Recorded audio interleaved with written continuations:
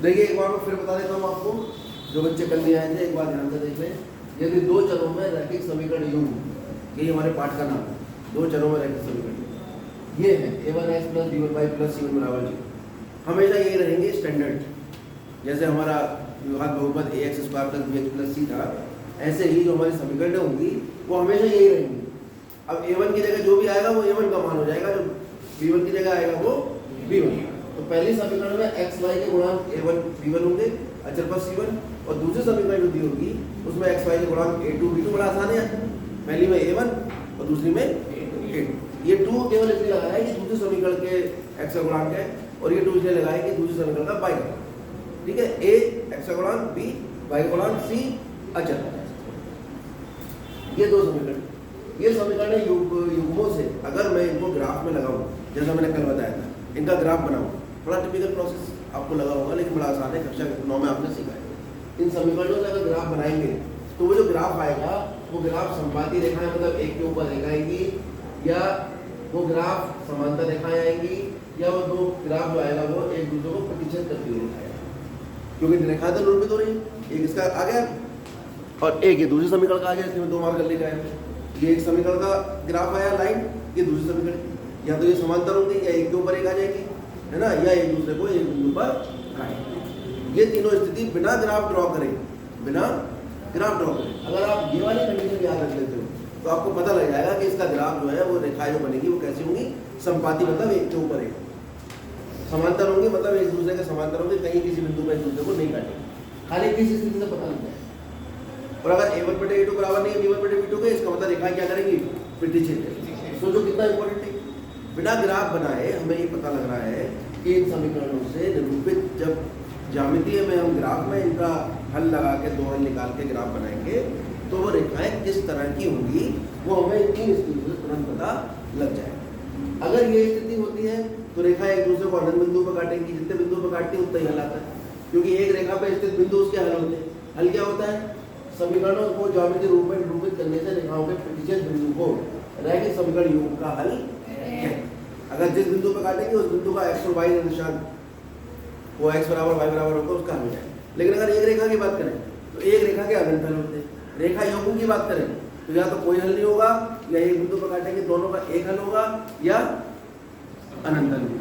हल क्या होता है, x और y के वो मान जो समीकरण में रखने पर LHS किसके बराबर हो जाता है।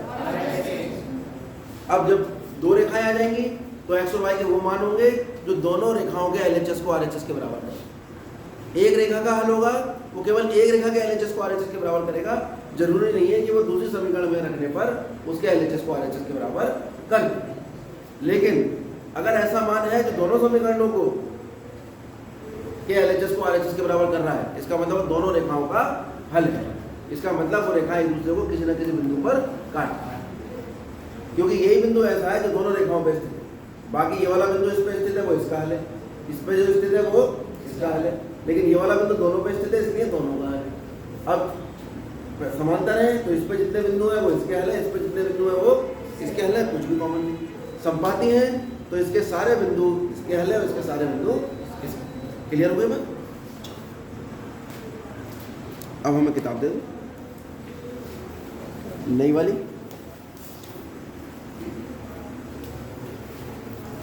जिसके बाद पुरानी किताब है वो नई किताब में से सवालों को नोट कर लें। मतलब पुरानी किताब में सवाल ज़्यादा है और नई में सवाल कम है, तो नई किताब देखकर पुरानी में जो नहीं है, नई किताब में जो नहीं है उसे पुरानी किताब में लाल पेन से, काले पेन से, नीले पेन से काट लें, और जो कोर्स में है उस पर टिक लगा लें, आपको पता लग जाए आपकी पुरानी किताब नहीं पढ़ते। समझ में आ गया? चलिए हम दूसरा सवाल देखते हैं। क्या कर रहे हैं, a1/a2, b1/b2 और c1/c2 की तुलना करनी है। क्या करनी है? तुलना करके याद कीजिए। क्या याद करना है कि समीकरण कैसे हैं, युग्म द्वारा निरूपित रेखाएं एक बिंदु बिंदु पर प्रतिच्छेद करती हैं?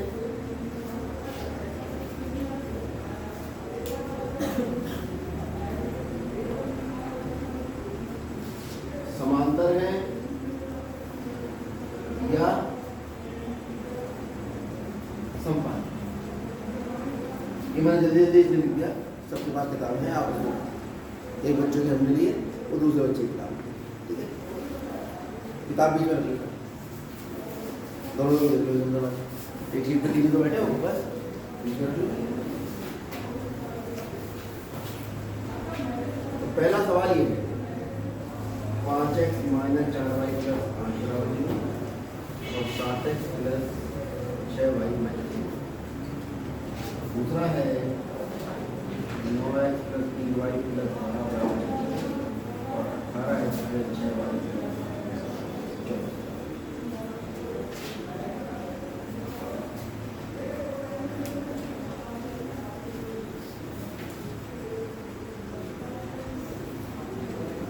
ये हमारे 3 सवाल। इन 3 सवालों में A1 बटे A2 B1 बटे B2 C1 बटे C2 की तुलना करके हमें ज्ञात करना है कि ये जो समीकरण दी हैं, समीकरण युग्म द्वारा, इन समीकरण युग्म द्वारा जोड़ा, युग्म होता है जोड़ा, इन समीकरण युग्म के द्वारा निरूपित रेखाएं, अगर हम ग्राफ बनाएं, ठीक है, अभी ग्राफ नहीं बना लेंगे, निरूपित रेखाएं एक बिंदु पर प्रतिच्छेद करती हैं, समांतर हैं या क्या है? समपात। तो भाई पहले हम क्या करेंगे? A1 बटे A2 निकालो कितना आएगा, B1 बटे B2 निकालो कितना आएगा और C1 बटे C2। बताओ A1 बटे A2 कितना है? A1 होता है पहले समीकरण में x गुणांक और A2 होता है दूसरे समीकरण में x गुणांक। कितना आ गया? 5। और याद रखने का बड़ा अच्छा तरीका है, तो कुछ समझ में नहीं आ रहा। A1 बटे A2, ये जो x लिखा है इसके लिए गुणांक है, उन्हीं को बटे में लिख दो। B1 बटे B2 कितना आएगा? C1 बटे C2, तो ये आ गया B1 बटे B2 अगर हम निकालें तो -2 बटा, सिंप्लीफाई जरूर करें। बाकी A1 बटे A2 हमारे पास कितना है? 5 बटे 7 और C1 बटे C2 कितना है? 8 बटे 9। साफ साफ पता लग रहा है A1 बटे A2 बराबर नहीं है किसके? ठीक है, सो अतः और जब ये बराबर नहीं है, क्या रिजल्ट निकला यहाँ से? बताओ देख के, रेखाएं कैसी होंगी? ये घटना है, आपको बराबर नहीं है तो रेखाएं कैसी होंगी?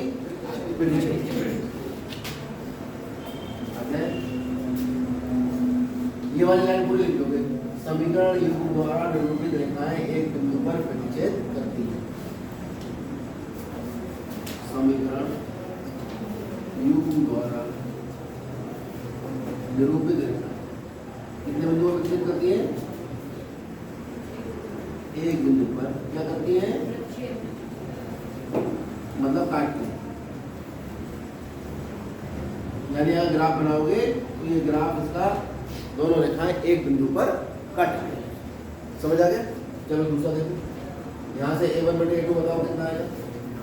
9 बटे 18 यानी 9 दूनी 18। B1 बटे B2 बताओ कितना आएगा?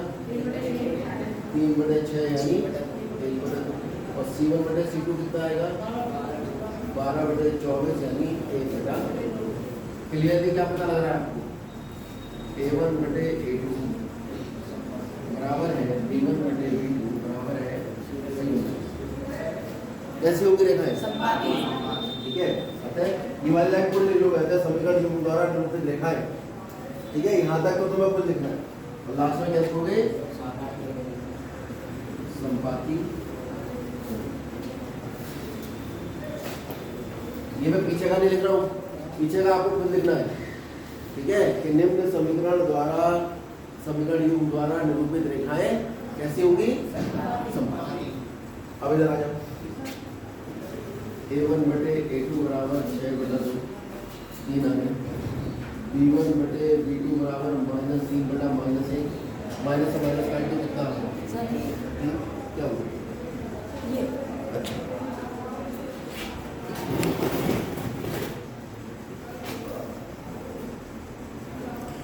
और C1 बटे C2 बताओ?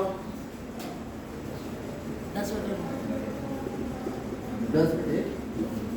इसका मतलब साफ साफ हुआ A1 बटे A2 बराबर है किसके, लेकिन ये 3 के बराबर है, इसलिए आपस में बराबर हो गए, लेकिन ये तो 10 बटे 9 के बराबर है, इसका मतलब ये बराबर नहीं है किसके। अतः समीकरण U द्वारा निरूपित रेखा कैसी हुई, समांतर।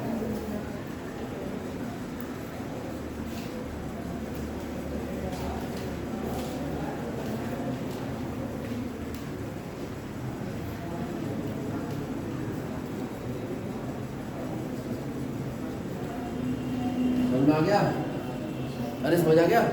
इसी सवाल को अगर वो पलट दे और वो कहे ज्ञात करो इनके कितने हल होंगे, तो बताओ इस स्थिति में कितने हल होंगे, केवल एक ही याद रखते हैं। इस स्थिति में कितने होंगे, कितने लिखे हैं, और इस स्थिति में कितने होंगे, कोई हल नहीं। कभी कभी शून्य हल भी लिखा होता है, इसमें बच्चा कंफ्यूज हो जाता है कि हल शून्य है या शून्य हल है, दोनों बातों में अंतर। हल शून्य है इसका मतलब x भी 0 है और y भी, ठीक है, और शून्य हल है इसका मतलब है इस समीकरण के कोई हल नहीं है, दोनों बातों में अंतर है। एग्जाम में ऑब्जेक्टिव आएगा और ये लिख के आ गया कि ज्ञात करो इस समीकरण युग्म के हल है, ठीक है, लिखा होगा शून्य, ठीक है, और निकल के आ रहा होगा समांतर रेखाएं, तो शून्य वाला आंसर हो जाएगा। और जबकि उसमें ये भी लिखा होगा x बराबर 0 y बराबर 0, समझ रहे हो, वो आप अपना दिमाग लगाओगे तभी चीज़ों को, आंसर को ठीक से निकाल पाओगे। करिए।